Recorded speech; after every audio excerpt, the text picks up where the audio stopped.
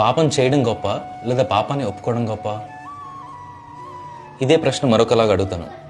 పాపం చేయడానికి ధైర్యం కావాలా లేదా పాపాన్ని ఒప్పుకోవడానికి ధైర్యం కావాలా? మీకు తెలుసు, వెంటనే మీ నోటి నుంచి ఒప్పుకోవడానికే కావాలి అని అంటారు. కానీ మనలో చాలామంది మనం చేసే తప్పులను ఒప్పుకోవడానికి ఇష్టపడం. తప్పు చేయడం చాలా ఈజీ, దానికి పెద్ద ధైర్యం అవసరం లేదు, ఎవడైనా తప్పు చేయొచ్చు.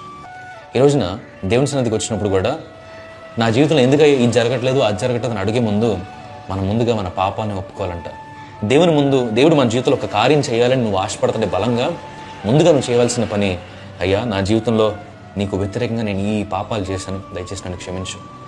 మీ ఆలోచనలో మీ క్రియల్లో మీరు చేసిన ప్రతి పాపం మన దేవుని సన్నిధిలో ఒప్పుకోండి.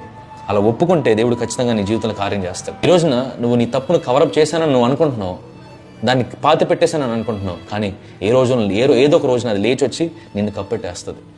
దాన్ని ఒప్పుకోనంత వరకు కూడా దాని కాన్సిక్వెన్స్ నువ్వే భరించాలి. ఈ రోజున దేవుడు నీకు వాక్యం చెప్తుంది, ఇదిగో నువ్వు పాపము చేసినట్లయితే కనుక దాన్ని నా సన్నిధిలో ఒప్పుకో. సో పాపమును ఒప్పుకుంటే అది మనకి ఎంత మేలు అనేది 1 యోహాను 1వ అధ్యాయము 9వ వచనంలో ఒక మాట ఉంటుంది. మన పాపములను మనం ఒప్పుకొని ఎడల ఆయన నమ్మదగిన వాడు నీతిమంతుడు గనక ఆయన మన పాపములను క్షమించి సమస్త దుర్నీతి నుండి మనలను పవిత్రునిగా చేయను. నువ్వు నీ జీవితంలో సక్సెస్ఫుల్ అవ్వాలి అని అంటే, నీ జీవితంలో దేవుడు నూతన ద్వారాన్ని